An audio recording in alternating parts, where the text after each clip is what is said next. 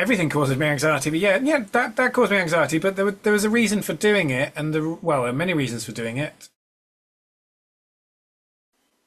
Planet Guitar is today delighted to talk with Public Service Broadcasting's J. Willgoose Esquire. Welcome. Hello. Great to have you. Thanks very much. Yeah, thanks for asking. First, I'd like to ask you if you consider J. Willgoose to be your alter ego in the same way that Eminem has the real Slim Shady. No, no, I don't think there's any real. There's not really a particular distinction between everyday life and Willgoose. It's a name and a kind of persona that fits public service broadcasting a bit better than perhaps an alternative would. Yeah, there's no I don't inhabit a character or anything. I'm not good enough actor for that. I'm certainly not a good enough performer. So yeah, it's just me, but I'm wearing different clothes normally. Yeah. But it's also part of a big mythology that you've created with public service broadcasting. Yeah, I think we are quite conscious of image as a band, and of building your own kind of little universe or your own little world that you can kind of invite people into, and how effective that can be at just kind of creating a kind of community of fans, and just sort of generating goodwill, really. I don't think we do it for any cynical reasons, but those are certainly things that can come out of the other side of doing that. Yeah, I think it helps, because it kind of, you need something as a band for people to be able to sort of sum you up visually, I suppose. I always say, you remember those kind of posters that came out about 25, 30 years ago that were sort of every band done as like a little Lego set, and you'd be able to pick out Kiss quite easily, and be able to pick out Madonna quite easily. It was like, whatever you are as a band, it needs to be so that you could zoom out to the level of a Lego figure, and you'd be able to tell me who that band was. And funnily enough, I actually have one that a fan made for us here. Wow. So yeah, you can see there we are: glasses, bow tie, corduroy, yeah, TV screens. It works. So yeah, that's another reason for kind of looking the way we do when we play, and yeah, it just kind of helps to make it kind of more evocative and to build its own little universe. You once said that 99% of PSB's work is humour. Does it concern you when messages like inform, educate and entertain, or teaching the lessons of the past through the music of the future, are taken seriously? What did I say? Sorry, this sounds like a silly thing I said a long time ago. What did I say? You said that, I think it was 2011 that you wrote, teaching the lessons of the past through the music of the future. Mm-hmm. I know that some people have taken that seriously, and I was wondering what you think of it. Well, in my defense, that's a good line, and anybody doing any kind of PR campaign for a band would be happy to have written that. So I suppose on that level, I'm happy I wrote it. On other levels, it's daft, and clearly I'm not putting myself out there as some kind of, teacher, or certainly not putting myself above anybody in terms of my level of general knowledge about anything. So it's clearly not true. The music of the future, no, obviously it's not the music of the future.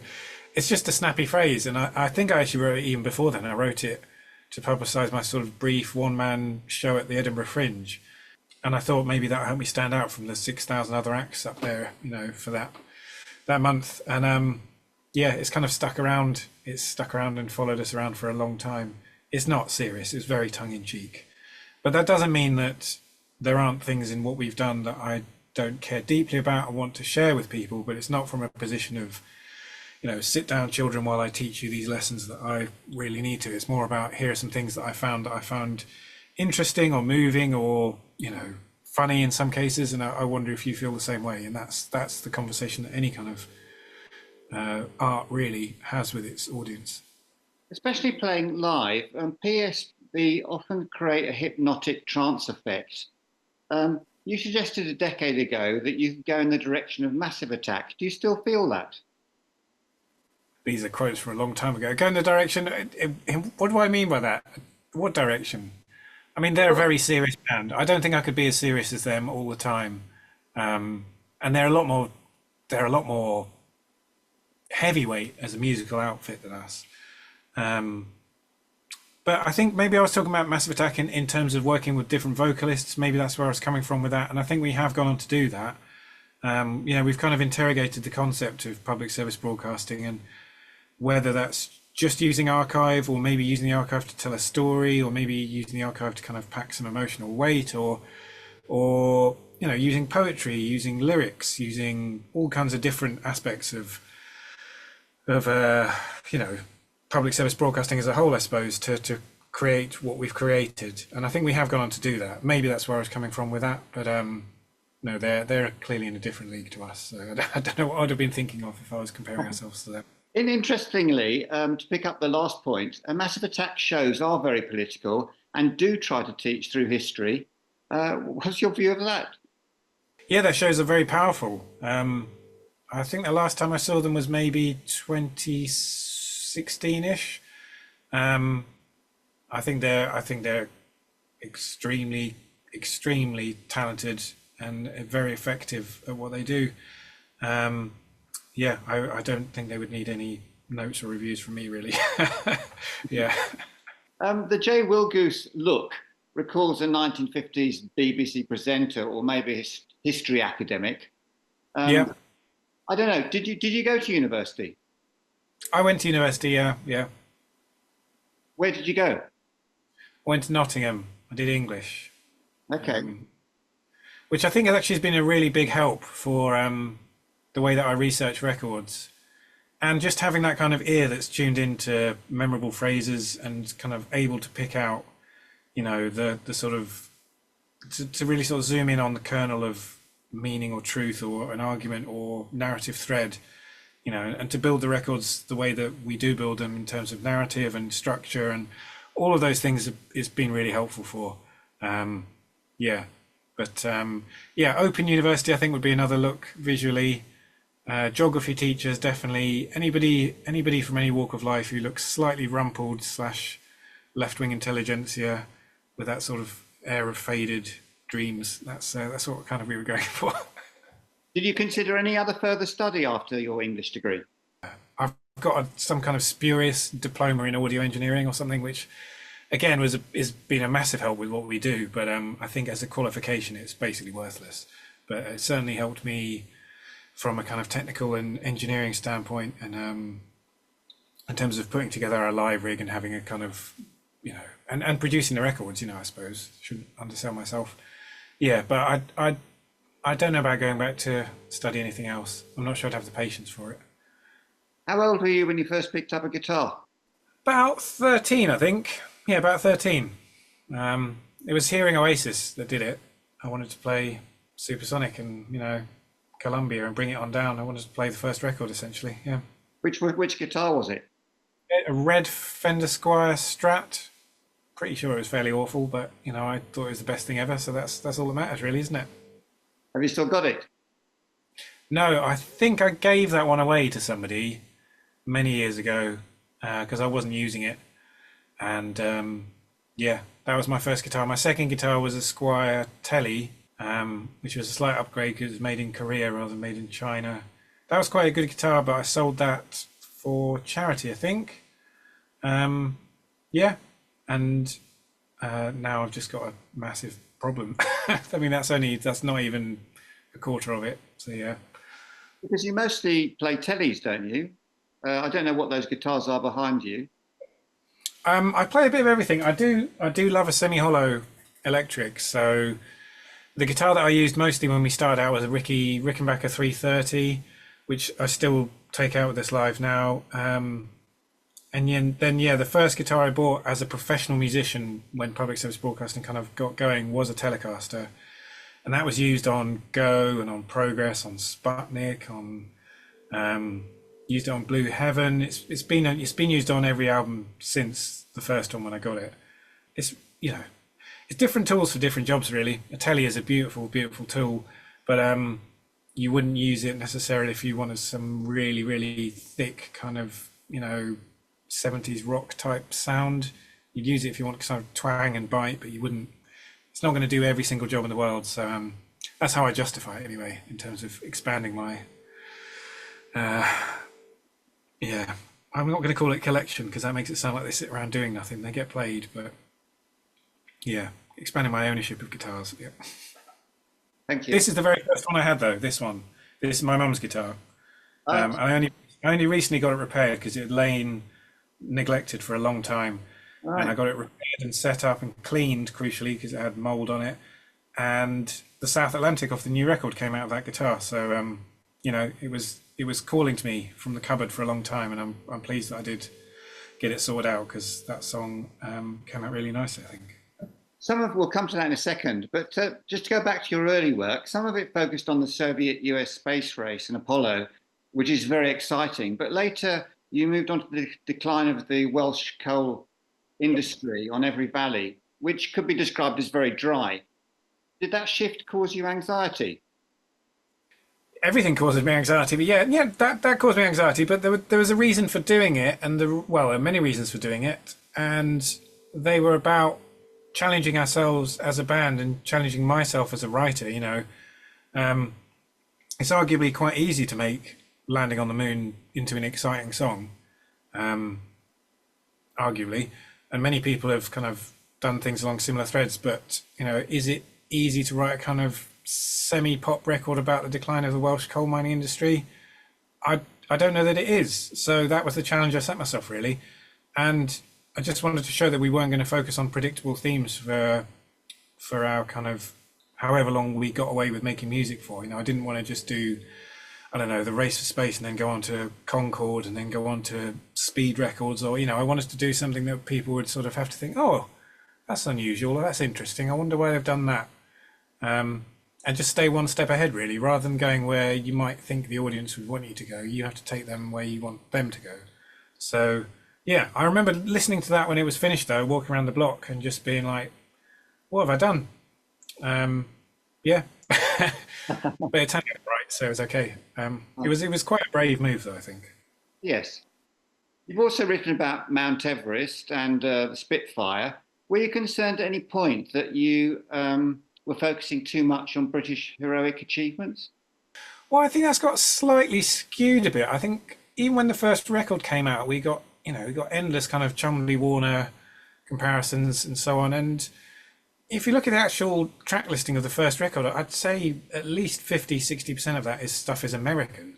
American voiceovers from American public information films, because that was what was most easily and freely available in terms of Creative Commons licenses and stuff. So I was kind of working with what I had at my disposal. Yeah, there was a focus, I suppose. Spitfire and Everest are probably the ones that you could say are most closely tied to that kind of, wouldn't be most at risk. Spitfire especially would be most at risk of possibly being co-opted by sort of people with nationalist tendencies, who I would obviously prefer to run a mile from. But I think the way that we presented it and the way that we present ourselves has helped to keep all of that at bay.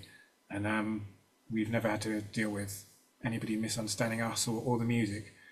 Yeah, I think that was another reason for doing things the way we did things. Trying to choose non-obvious topics, releasing a fourth album that was pretty much entirely in German, and then didn't have any samples on the second half. Like, that's not the sort of thing a normal band does, and they certainly don't tend to get to number 2 in the charts with it, which is stupid. It's absolutely stupid. So yeah, I think my conscience is clear on that one.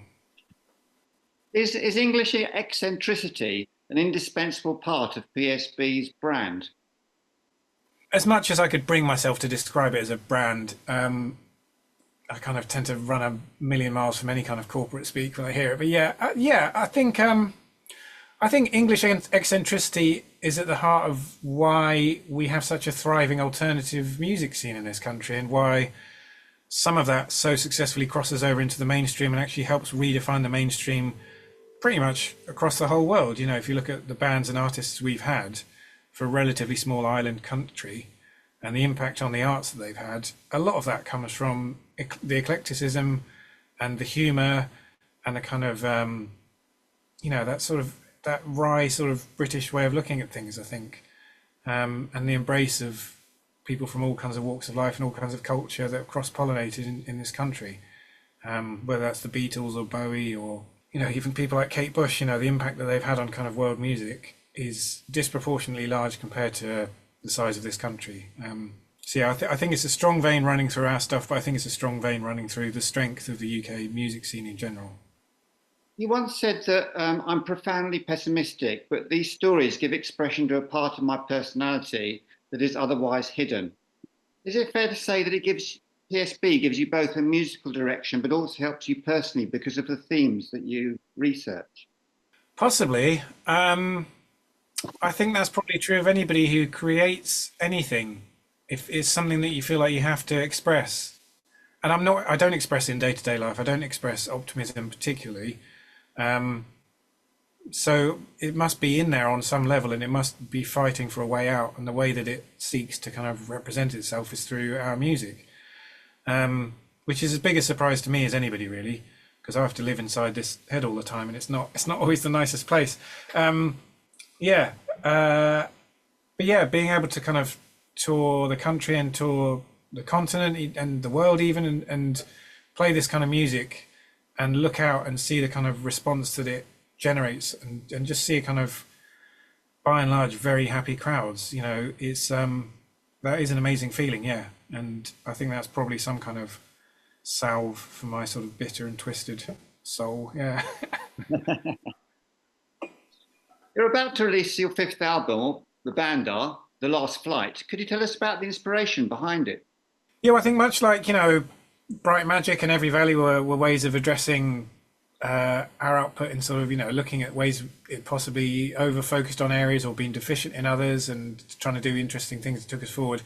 One thing that's really been missing from the majority of our work is, we've had strong female voices where we can, and we've focused on female stories where we can, but because the archive is of a very male-dominated period, it's an overwhelmingly male experience, and that's obviously not a good reflection of life or society in general. So I wanted to do something female-focused, female-oriented, and was kind of keeping my eyes and ears open for something that grabbed me and that I wanted to write about.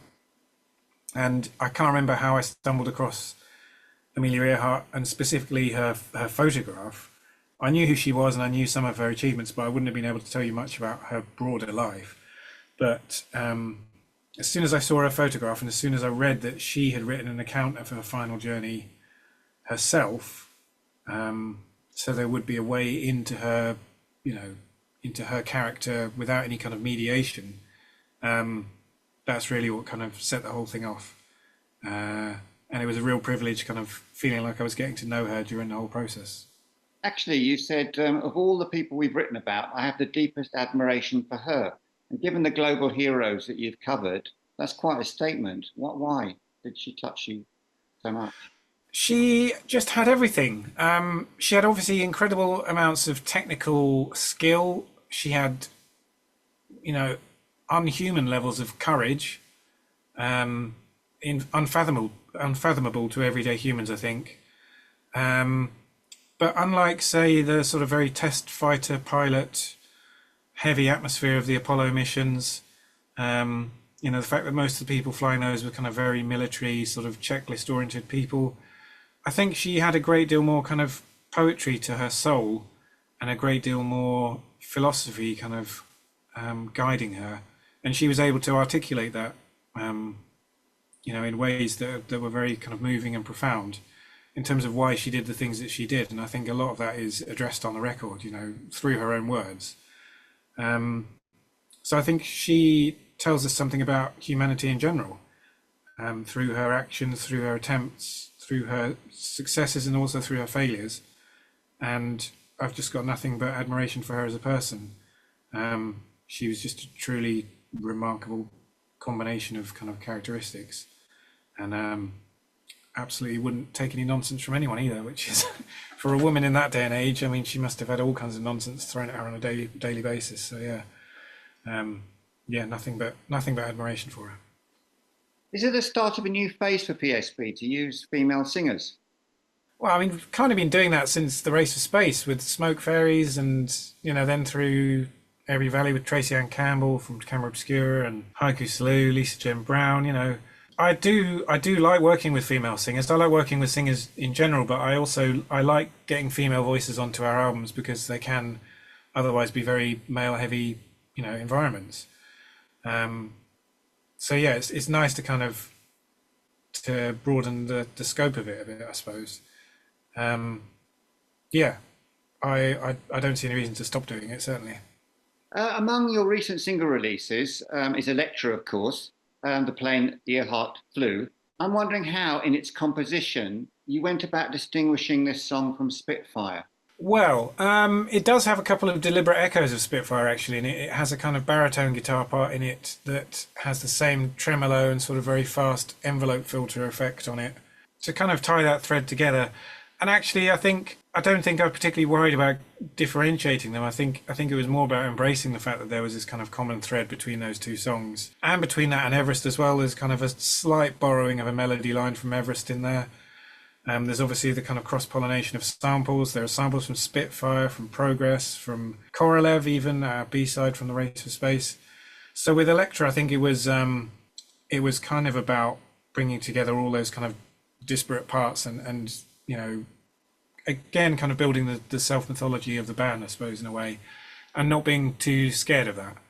I think some people probably got the wrong end of the stick when that was the first single and that came out, and they probably would have been like, oh, they're just doing stuff that they've always done before.